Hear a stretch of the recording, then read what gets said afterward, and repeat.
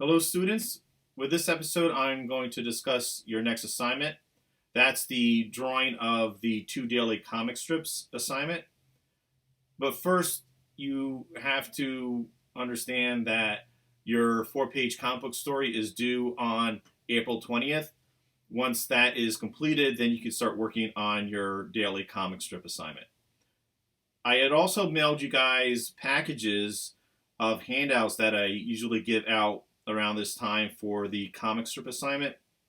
That includes some printed comic strips, some samples of those, as well as some interviews with various different comic book creators in regards to syndicated comic strips. I had also included Dave Sims' pro-con speech from, I think it was like 1993.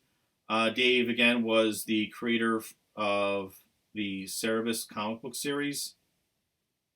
So for the daily comic strip assignment, and as always, you can draw any of your own characters, tell any of your own story as you would like. The strip could be funny, it could be action adventure, it's entirely up to you, as long as it's your own characters and your own story. These following Archie comic strips were penciled by Fernando Ruiz and inked by me. I don't know who wrote them, I don't know who did the lettering, but these were Archie comic strips that had appeared in newspapers. So you're going to be drawing 2 daily comic strips. The comic strip will have the same title. For example, I'm using some of the Archie Comics comic strip. So you're going to be using and drawing and telling the story with the same characters in each strip. Keep in mind that you'll probably have 3 to 4 panels per strip, and the gutter should still be about 1/4 of an inch wide. So each comic strip will be 13 1/4 inches across and 4 inches from top to bottom. Again, you'll probably have 3 to 4 panels per strip depending on what kind of story you want to tell. And of course, your panels do not have to be the same size as one another. Depending on what you're trying to tell in each panel and how long that panel takes place will determine the width of each panel. But all of those panels still have to fit within that box size. And that box size will include the borders for your panels.